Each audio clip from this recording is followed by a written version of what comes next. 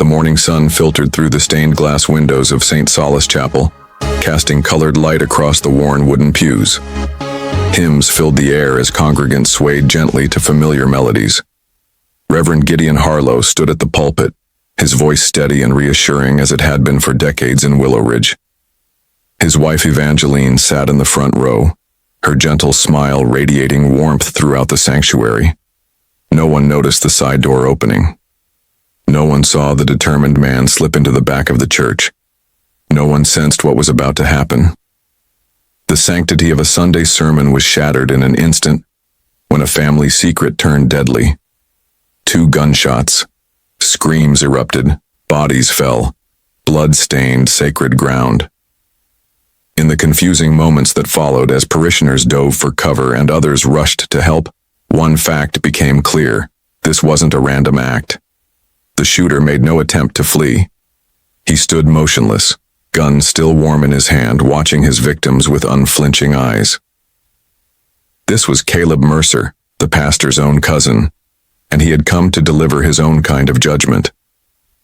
Have you ever wondered what dark secrets lie beneath the surface of seemingly perfect families? What painful truths hide behind Sunday smiles and polite conversation? The Harlow family, respected, admired, even revered in their small town, harbored wounds so deep that only violence could expose them. The chapel, once a symbol of peace, became a crime scene in seconds. Yellow tape replaced prayer books.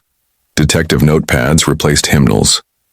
A community's foundation cracked wide open, revealing decades of resentment, betrayal, and hidden injustice. What could drive someone to commit murder in the holiest of places? What level of betrayal pushes a person past reason, past morality, past the basic human prohibition against taking a life? For Caleb Mercer, the answer lay in yellowed documents, whispered lies, and a fortune that changed hands through manipulation rather than right. The congregation of St. Solace would never be the same. The town of Willow Ridge would forever mark time as before and after that bloody Sunday. The investigation would uncover truths that many preferred to keep buried, forcing neighbors to question how well they truly knew each other and themselves. Today we uncover how a disputed inheritance led to a shocking double murder that forever changed a small town. We'll examine the complex relationship between cousins bound by blood but divided by perceived betrayal. We'll trace the path from childhood friendship to deadly confrontation on the pulpit steps, and reveal how a secret, kept for decades, finally erupted into violence. Before we continue, if you appreciate true crime stories that reveal the darkest sides of human nature, please like this video and subscribe to True Crime Dossier. Your support helps us bring these complex human stories to light, reminding us all that sometimes the most dangerous threats aren't strangers. They're the people we believe we know best. Now, let's return to that fateful Sunday morning in Willow Ridge, where the seeds of tragedy were planted long before the first shot was fired. Willow Ridge stood as a testament to small-town America, a place where generations put down roots and rarely left. Located in a valley bordered by gentle hills and winding streams, the town boasted a central square with a modest courthouse, family-owned shops, and homes dating back to the early 1900s. Seasons changed predictably here. Summer brought community barbecues, autumn featured harvest festivals and caroling winter door, and spring arrived with renewed faith and flower-lined sidewalks. Driving into Willow Ridge, visitors immediately noticed the weathered stone structure rising above the elm trees, St. Solace Chapel. Built in 1894 by the town's founding families, the chapel had weathered storms both literal and metaphorical. Its gray stone exterior, bell tower, and arched doorways represented stability in an ever-changing world. More than just a building, St. Solace served as the community's moral compass, social hub, and historical anchor. That chapel holds this town together more than any government office or business ever could, said Clara Mayfield, the 68-year-old widow who ran the town bakery. When the mill closed in '98, when the floods came in '07, when anything good or bad happens, people gather at St. Solace. We weather everything there together. At the helm of this beloved institution stood Reverend Gideon Harlow, a man whose commanding presence belied his 62 years. With silver-streaked dark hair and penetrating blue eyes, Gideon commanded respect without demanding it. Born and raised in Willow Ridge, he left only briefly to attend seminary before returning to lead the congregation his father once shepherded.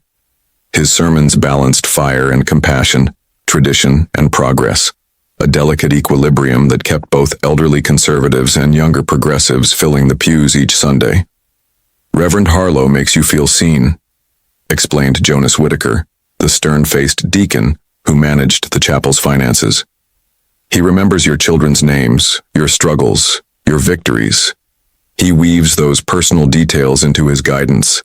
That's rare these days."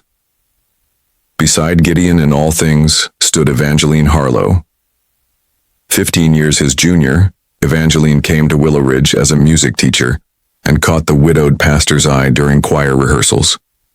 With auburn hair typically gathered in a modest bun and kind eyes that crinkled when she smiled, Evangeline complimented her husband perfectly. Where he projected authority, she offered warmth. When his sermons challenged, her piano playing soothed. Together they created a spiritual leadership that seemed unassailable. The Harlows lived in the chapel parsonage, a Victorian home adjacent to the church grounds. Every Thursday they hosted coffee gatherings open to anyone seeking counsel or company. Every Christmas they organized elaborate food drives. Every Easter they led sunrise services on Chapel Hill, overlooking the town. Their lives appeared an open book of service and dedication, yet whispers persisted. The Harlows keep certain chapters closed. Beatrice Winslow, the elderly organist, often remarked when she thought no one important was listening. At 84, B claimed the privilege of speaking her mind. Consequences be damned. "I've played that organ for 50 years. I've watched 3 generations of Harlows lead this chapel. There's always been talk about money matters in that family." Indeed, beneath the surface of community admiration ran undercurrents of speculation. Why did Gideon's cousin Abel leave town so abruptly 20 years ago? Why did the Reverend refuse to discuss certain branches of his family tree? Why did conversations about the Harlow family history often fade to uncomfortable silence? Naomi Fletcher, who taught Sunday school with a cheerful dedication that masked her perceptive nature, noticed how Evangeline would tense at certain questions. Mention the family lake house or the old Mercer property, and she changes the subject immediately. Some wounds haven't healed, that's obvious enough. In Willow Ridge, appearances mattered. Families attended church regardless of their private beliefs. Gardens were maintained to neighborhood standards. Grievances were addressed behind closed doors. Public confrontation was considered the greatest social sin, greater even than whatever misdeed prompted it. This collective commitment to harmony created a veneer that masked deeper troubles. The groundskeeper, Ezekiel Porter, summed it up best while tending the chapel's cemetery. "Folks here bury their secrets deeper than they bury their dead. Been that way since I was a boy. The Harlows just have more secrets than most." No one realized how prophetic those words would prove to be. The black pickup truck rolled into town on a Tuesday afternoon in early October. Dusty, dented, with out-of-state plates, it attracted attention immediately. The driver, a weathered man of 58 with deep-set eyes and calloused hands, checked into the lone motel on the edge of town. He signed the register simply, Caleb Mercer. Word spread quickly. Caleb Mercer, cousin to Reverend Gideon Harlow, had returned to Willow Ridge after 23 years of absence. "The prodigal cousin returns," muttered Beatrice Winslow when she heard the news. "Except our Reverend doesn't look ready to kill any fatted calves." Caleb's history in Willow Ridge was complex. Born to Gideon's Aunt Marion, Caleb spent his early years on the struggling Mercer farm at the outskirts of town. When Marion died young of cancer, 12-year-old Caleb came to live with Gideon's family. The cousins, only 3 years apart, developed what appeared to be a brotherly bond. "Those boys were inseparable," recalled longtime resident Harold Jenkins. "Gideon was always the talker, the charmer. Caleb was quieter, fixed things with his hands. Different as could be, but thick as thieves back then." Their paths diverged dramatically when both reached adulthood. Gideon followed his father's footsteps into ministry, attended seminary, and returned to eventually lead St. Solace. Caleb joined the military, served overseas, then worked a series of jobs across several states: mechanic, construction, ranch hand. His departures from towns often coincided with personal conflicts, failed relationships, or financial disputes. "Never could stay rooted," Sheriff Marlo Grayson commented, reviewing Caleb's spotty record. 3 minor assault charges all dropped, 2 restraining orders from ex-girlfriends. Nothing felony level, but a pattern of confrontation. The initial reason for their estrangement remained unclear to most townspeople. Some remembered a heated argument during the reading of Gideon's father's will. Others pointed to disputes over the old Mercer property. Whatever the cause, the cousins' relationship ruptured completely, culminating in Caleb's abrupt departure from Willow Ridge in 1998. Now, his unexpected return stirred discomfort among those who remembered the tension between the cousins. The morning after his arrival, Caleb was spotted at the county courthouse reviewing property records. The following day, he visited the local bank where the Harlow family had done business for generations. When denied access to certain records, witnesses described his expression as coldly determined. He asked questions about the Harlow Trust, about property transfers from the 90s, reported bank manager Philip Gray. I explained client confidentiality. He just nodded, like he expected the resistance. Said he'd find answers elsewhere. Over the next week, Caleb methodically made himself visible throughout town. He ate breakfast daily at the Main Street Diner, choosing the window seat with a direct view of St. Solace Chapel. He visited the library's archives section, requesting newspaper clippings from 25 years prior. He even attended a town council meeting, sitting silently in the back row, his gaze fixed on Jonas Whitaker, who served as both deacon and council treasurer. Clara Mayfield observed Caleb outside her bakery one Wednesday, watching the chapel. He stood there for nearly an hour, not moving, just staring at the building like he was memorizing every stone. When I approached to offer him coffee, he smiled, but his eyes never warmed, made my skin crawl. Ezekiel Porter reported finding footprints near the chapel's private entrance, the door Gideon used to access his office. Wasn't hard to figure whose boots made those marks. Man wasn't even trying to hide his presence. Most telling was Caleb's interaction with Naomi Fletcher at the grocery store. He asked about Gideon and Evangeline, their routines, their health. Then he said something odd. Sometimes justice sleeps for decades before waking. I mentioned this to Reverend Harlow the next day. His face went pale. Indeed, Gideon's reaction to Caleb's return proved revealing. The typically composed Reverend began locking the chapel doors during weekdays, something never before done in Willow Ridge. He canceled his regular Thursday coffee gatherings. Evangeline was seen making hurried calls from the payphone outside the library, rather than using their home line. On Sunday, 5 days before the shooting, Caleb attended morning service at St. Solace. He sat in the last pew, hat in hands, eyes fixed on his cousin throughout the sermon. When the collection plate passed, he placed an old folded document inside instead of money. The usher delivered it to Gideon, who opened it at the pulpit and promptly ended the service 15 minutes early. But what these witnesses couldn't know was that Caleb's return wasn't about reconciliation. It was about revenge. The document he placed in the collection plate wasn't a peace offering. It was the first piece of evidence in a case he'd been building for over 2 decades, a case that would soon turn deadly. The roots of the conflict between Caleb Mercer and Gideon Harlow lay buried in a leather portfolio found in Caleb's motel room after his arrest. Inside, meticulously organized in chronological order, lay 23 years of research, property deeds, bank statements, correspondence, and most importantly, 2 versions of the last will and testament of Elijah Harlow, the family patriarch and Gideon's father. This case began as a homicide investigation, explained District Attorney Margaret Chen during the trial, but quickly revealed itself as something more complex, a delayed response to a calculated theft conducted through legal manipulation. Elijah Harlow had built considerable wealth through smart investments in regional real estate and partial ownership in several successful businesses. By the time of his death in 1996, his estate was valued at approximately $3.8 million, a fortune for a small town like Willowridge.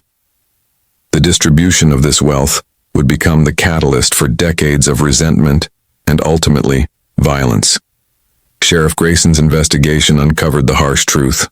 We found two versions of Elijah's will.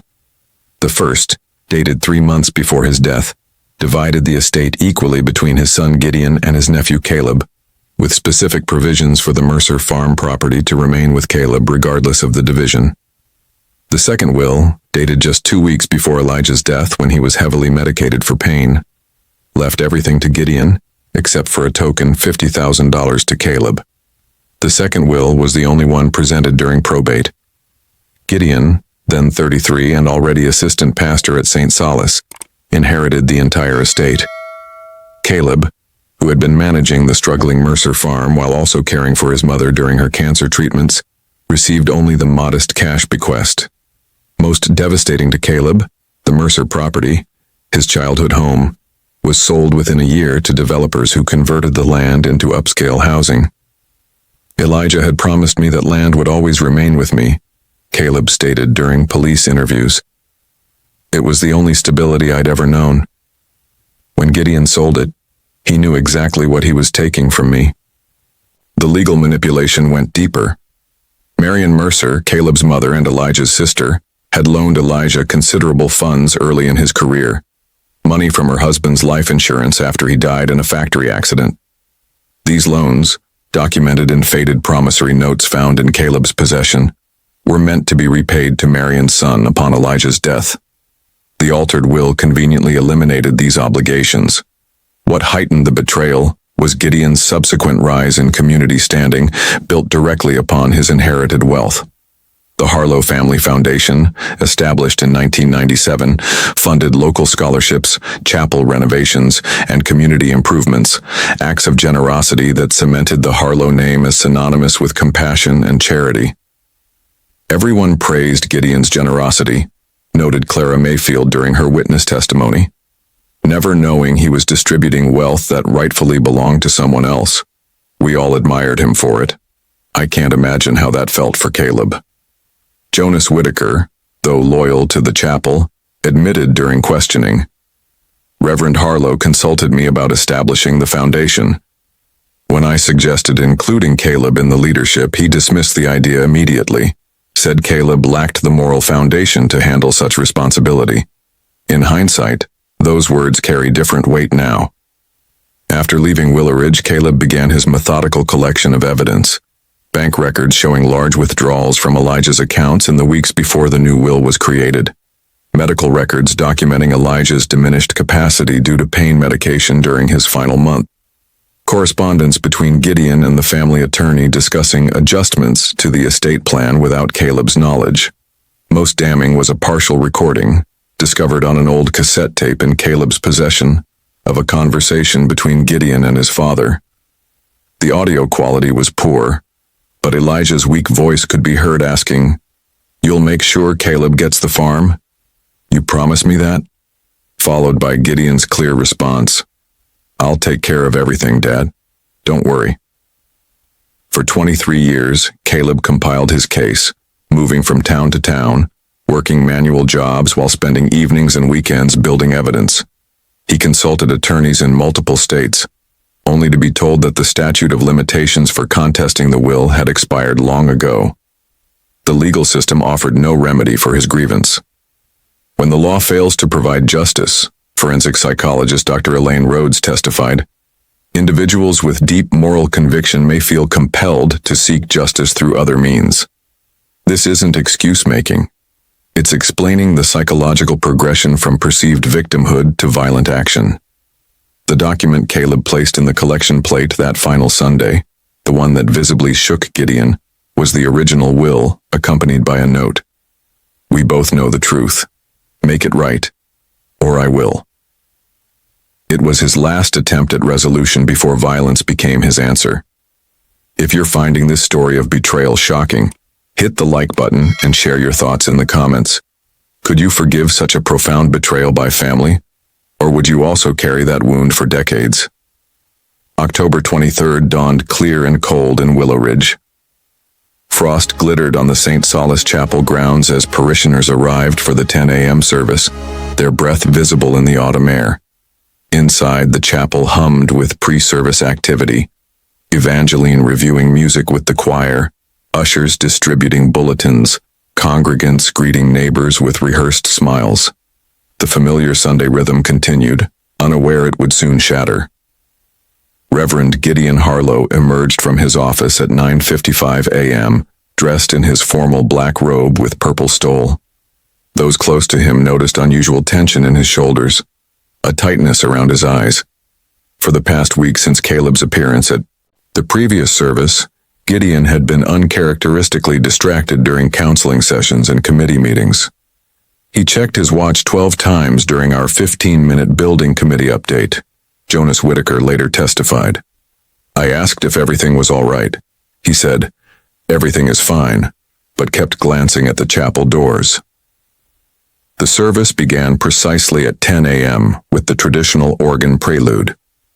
Beatrice Winslow's fingers moved across the keys with practiced precision as the congregation settled. The choir processed down the center aisle. Reverend Harlow followed, his steps measured, his expression composed despite the strain evident to those who knew him well. The first half of the service proceeded normally, opening hymn, communal prayer, scripture readings. Naomi Fletcher, seated near the back with her Sunday school co-teachers, recalled, "The reading that day was from Proverbs, about dishonest gain, and how ill-gotten treasures have no lasting value. In retrospect, the timing was remarkable." At 10:42 a.m., during the offertory when attention focused on the collection plates moving through the pews, the side door opened. Caleb Mercer entered, dressed in a clean but worn suit that hung loosely on his frame. Unlike his previous Sunday visit, he didn't take a seat. Instead, he stood at the edge of the congregation, waiting with the patience of a man who had waited 23 years already. "No one paid him much mind at first," said elderly parishioner Ethel Montgomery. "Just another late arrival, we thought, but Gideon saw him immediately." The Reverend stopped mid-sentence during the announcements.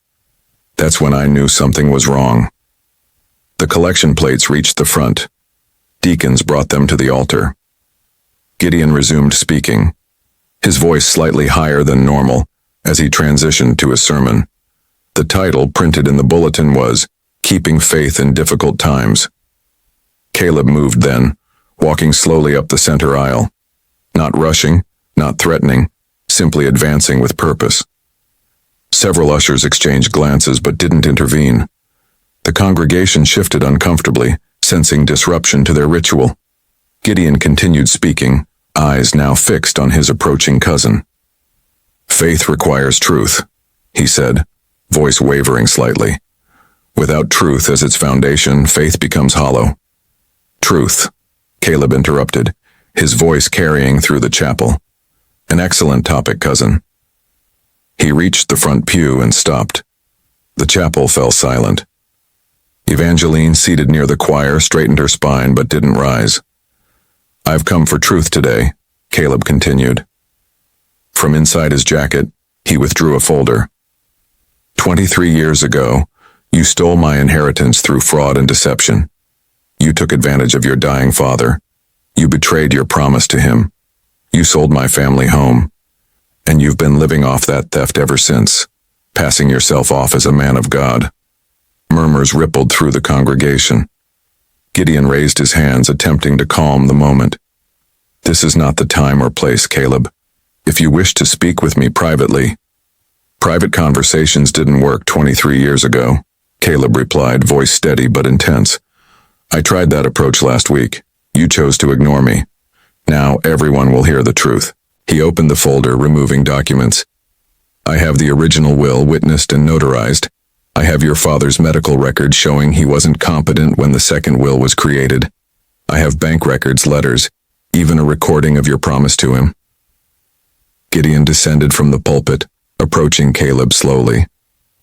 "Please," he said quietly. Not in front of the congregation. Think of these good people. These good people should know what their spiritual leader truly is, Caleb responded. They deserve to know their donations support a thief who stole from his own family. Evangeline rose now, moving toward her husband. Caleb, she began, whatever disagreement exists between you and Gideon. You benefited too, Caleb cut her off. The house you live in was purchased with my money. The clothes you wear, the car you drive, the respected position you hold, all built on theft. The congregation watched, frozen in uncomfortable witness. No one moved toward the exits. No one intervened. This was beyond the typical community disagreement. This was raw and fundamental, demanding their attention. Gideon reached the bottom step of the pulpit. I made mistakes in how I handled my father's estate, he admitted, voice low. But I've spent decades trying to use those resources for good, to benefit this community. My community, Caleb corrected. My home, which you sold to strangers. He pulled something else from his jacket then, not another document but a small revolver. The congregation gasped collectively. I came here for justice, Caleb said. I asked for it properly. I gave you a chance to make amends. Gideon raised his hands. Caleb, please. Evangeline moved quickly toward her husband. Put that away, Caleb. This is a house of worship. This is a house built on lies, Caleb replied. 3 rapid movements followed. Evangeline reaching Gideon's side, Gideon stepping in front of her protectively, and Caleb raising the gun. 2 shots echoed through the chapel, impossibly loud in the sacred space. The first struck Gideon in the chest.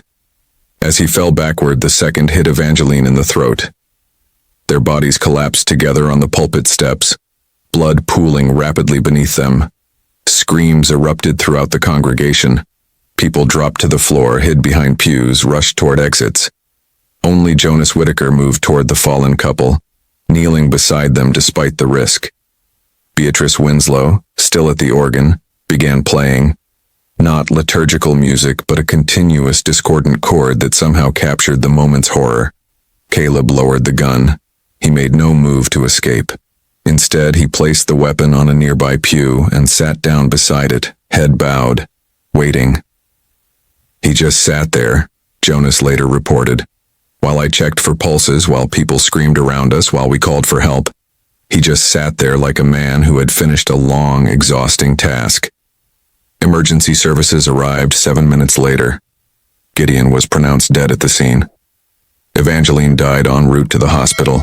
Caleb was arrested without resistance, speaking only once to the arresting officers. 23 years, justice delayed is still justice. In a single moment of violence, 3 lives were forever altered, 2 ended and 1 condemned. Yellow crime scene tape transformed St. Solace Chapel into a stark reminder of shattered peace.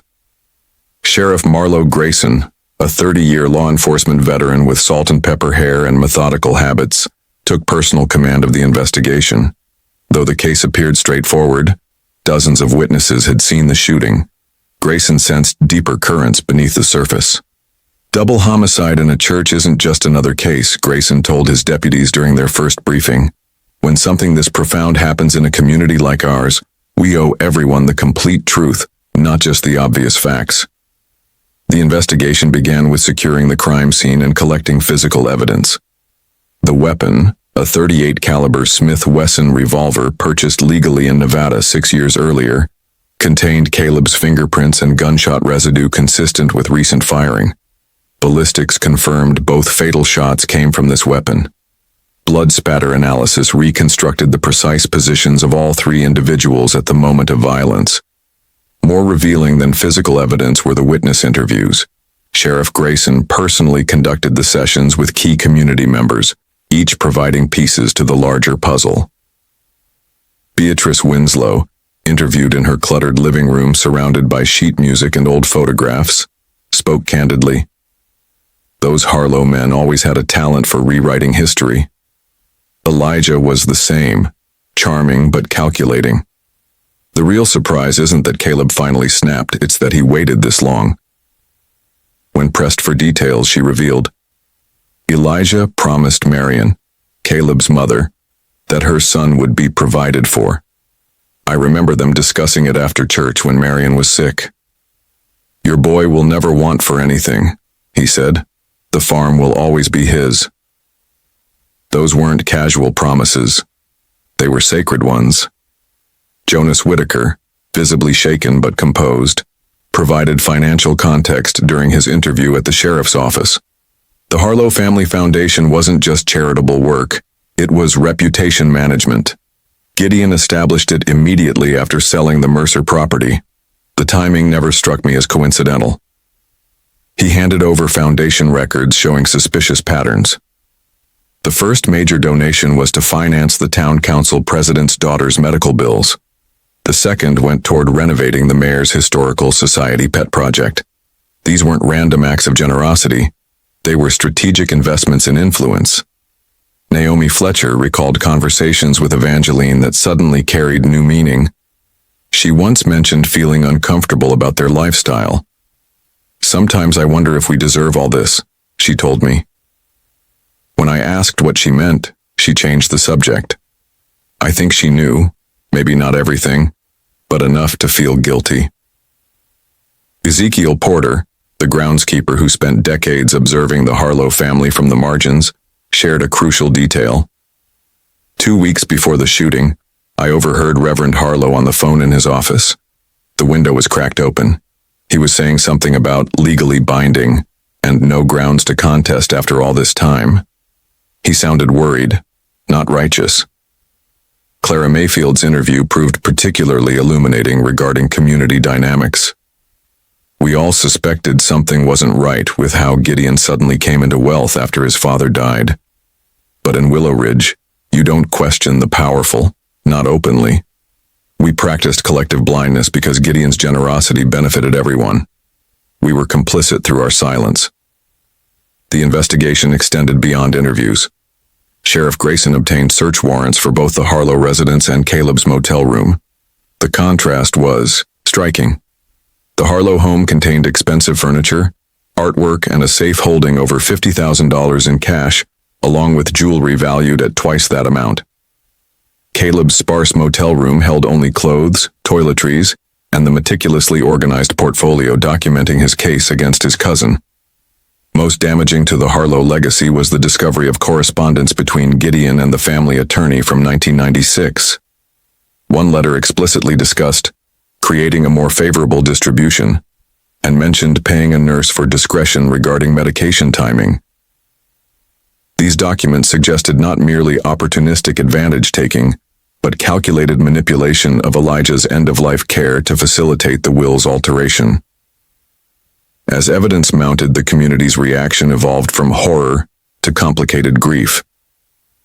Sunday services resumed at St. Solace 3 weeks after the shooting, led by a visiting minister from a neighboring town. Attendance swelled to standing room only, not from devotion but from collective processing of trauma and betrayal. We lost more than 2 lives that day, reflected Sheriff Grayson in his final case notes. A community lost its innocence, its moral certainty. The Harlow name, once synonymous with virtue, now carries the weight of decades of deception. Sometimes solving a case means uncovering truths nobody actually wanted to know. The county courthouse, a building typically reserved for property disputes and minor offenses, became the center of national attention during State versus Mercer. Media trucks lined the streets. Reporters from major networks documented every development. What might have been a straightforward murder case transformed into a complex examination of justice, morality, and the limits of legal remedies. Throughout pretrial confinement, Caleb Mercer maintained an unsettling calm. Corrections officers noted his routine never varied.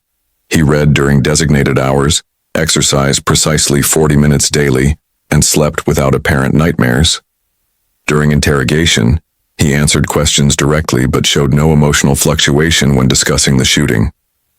"I don't feel satisfaction or regret," he told investigators. "I feel completion. A task 23 years in preparation has reached its conclusion." The trial began 9 months after the shooting. Defense attorney Eleanor Reed, a public defender with a reputation for brilliant legal strategy, faced veteran prosecutor District Attorney Margaret Chen. Their opening statements established the fundamental question before the jury. Was this a calculated execution or the desperate act of a man denied justice through legitimate channels? My client doesn't dispute his actions, Reed told the jury. What we dispute is the context. When all legal avenues for justice are exhausted, when powerful people use their influence to shield themselves from consequences, what options remain for the wronged? This case is about a man who spent decades seeking justice through proper channels before concluding the system itself was corrupted against him. The prosecution presented forensic evidence confirming premeditation, the weapon purchase years prior, Caleb's methodical surveillance of the chapel, witness testimony about his calculated approach. Chen emphasized Evangeline's death as particularly unjustifiable. Whatever grievance existed between these cousins, Chen argued, Evangeline Harlow's only crime was marrying a man whose family had wronged Mr. Mercer. Her death demonstrates this wasn't justice. It was revenge, pure and simple. Expert witnesses dominated the middle phase of the trial. Forensic accountants verified Caleb's claims about the inheritance fraud. Psychologists testified about psychological fixation and how perceived injustice can become all-consuming. Handwriting experts confirmed discrepancies between signatures on the competing wills. Throughout Willow Ridge, opinions fractured along unexpected lines. Longtime church members like Beatrice Winslow surprised the community by expressing understanding for Caleb's actions. Legal theft is still theft, she stated outside the courthouse. Caleb tried legal remedies for decades. The system failed him. Others, like Jonas Whitaker, condemned the violence while acknowledging the underlying wrongs. Gideon betrayed his father's wishes and his cousin's trust, he admitted. But murder in God's house can never be justified. The jury deliberated for 3 days before returning their verdict. Guilty of second-degree murder for Gideon's death. Guilty of first-degree murder for Evangeline's death. The distinction acknowledged some mitigation regarding Gideon while recognizing Evangeline as an innocent bystander. Judge Hamilton delivered her sentence. Life imprisonment with possibility of parole after 40 years. The court acknowledges the profound injustice you suffered, she told Caleb. However, you appointed yourself judge, jury, and executioner. In doing so, you committed an injustice greater than the one inflicted upon you. Given opportunity for final remarks, Caleb addressed not the court but the community members present. Justice delayed becomes justice denied. Remember that when powerful people tell you to wait for proper channels, to be patient, to trust the system. Sometimes the system itself is the problem. As bailiffs led him away, Caleb's expression remained unchanged, neither defiant nor defeated, simply finished with a chapter he had determined would end this way. This case raises important questions about justice and morality. What would you have done in Caleb's position? When legal systems fail to address legitimate grievances, where should people turn? Leave your thoughts in the comments below. Willow Ridge transformed in the years following the chapel shooting. The community that once prided itself on harmony now embraced difficult conversations about power, accountability, and justice. St. Solace Chapel reopened 6 months after the tragedy, not as a shrine to past leadership, but as a forum for community healing.